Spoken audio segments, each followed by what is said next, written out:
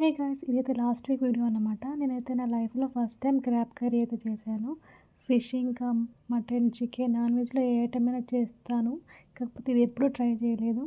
చిన్నప్పుడు ఎప్పుడో చూసేదాన్ని చేసినప్పుడు మా ఇంటి దగ్గర. కాకపోతే నేనైతే ఎప్పుడూ చేయలేదనమాట. ఇక్కడైతే ముందుగా ఈ క్రాబ్స్ అన్నీ మంచిగా క్లీన్ చేసి పెట్టేసుకోవాలి. తర్వాత ఇంకా మిక్సీలో అయితే ఆనియన్ ఇంకా అన్ని గరం మసాలా, అల్లం వెల్లుల్లి పేస్ట్ వేసి మంచిగా పేస్ట్ వేసి పక్కన పెట్టేసుకోవాలి.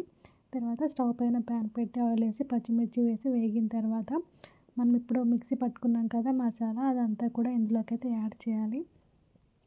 ఇప్పుడు ఇదంతా మంచిగా ఫ్రై అయ్యే వరకు ఒకసారి అయితే కలిపేసుకోవాలి. ఇప్పుడు దీంట్లోకి అయితే కొంచెం పసుపు యాడ్ చేసుకోవాలి. ఇక్కడ చూసారు కదా పేస్ట్ అంతా కూడా మంచిగా బ్రౌన్ కలర్లోకి అయితే వచ్చేస్తుంది.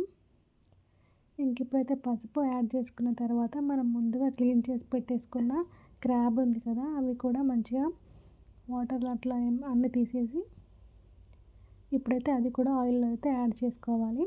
ఈలోపు నేనైతే పక్కన కొంచెం చింతపండు అయితే నానబెట్టేసుకున్నా, లైట్గా అన్నమాట, మరీ ఎక్కువ కాదు, పుల్లగా కూడా ఉండకూడదు. ఇప్పుడైతే ఇందులో నేను క్రాబ్స్ అయితే యాడ్ చేశాను. చూసారు కదా ఫస్ట్ టైం కదా, ఇంకా నేనైతే ఎన్నిసార్లు కడిగానో దాన్ని.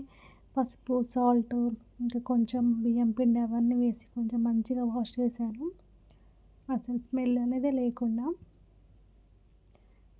సేమ్ మనం ఫిష్ కర్రీ ఎలా అయితే చేస్తామో అలాగే ప్రాసెస్ అన్నమాట.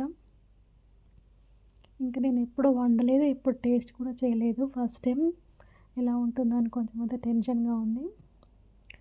ఇప్పుడు క్రాబ్ అయితే కొంచెం ఫ్రై అయిన తర్వాత సాల్ట్ ఇంకా కారం అయితే యాడ్ చేసుకోవాలి. పసుపు మనం ముందే వేసుకున్నాం కదా.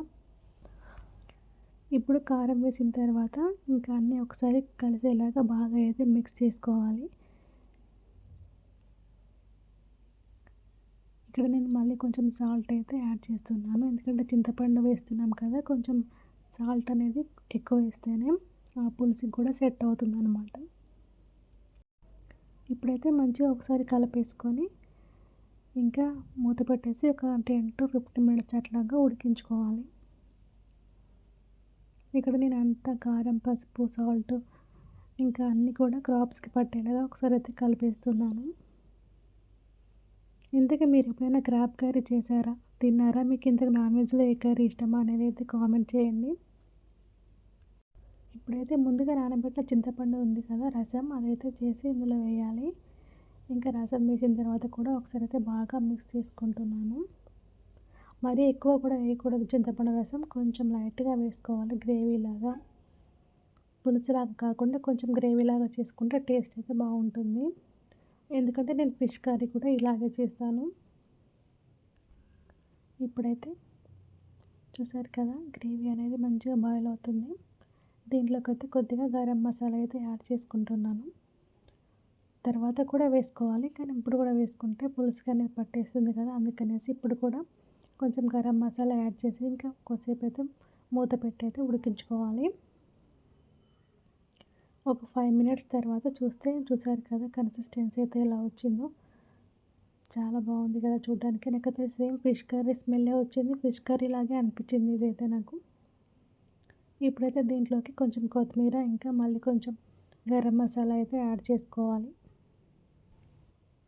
ఇది కర్రీ అయితే నాకు 10 to 15 minutesలో అట్లా అయిపోయింది. కాకపోతే ఇది క్లీన్ చేయడానికి నాకు చాలా టైం పట్టిందనమాట. ఇంకా సేమ్ ఫిష్ అయితే ఎట్లాగో క్లీన్ చేసుకుంటామో ఇది కూడా అంతే ప్రాసెస్ అన్నమాట. టైం కూడా అంతే తీసుకుంది దీనికి. ఇంకా మొత్తానికైతే నేనైతే నా చేతులతో క్రాబ్ కర్రీ అయితే చేశాను. టేస్ట్ ఎలా ఉంటుందో టేస్ట్ చేశాక చెప్తాను.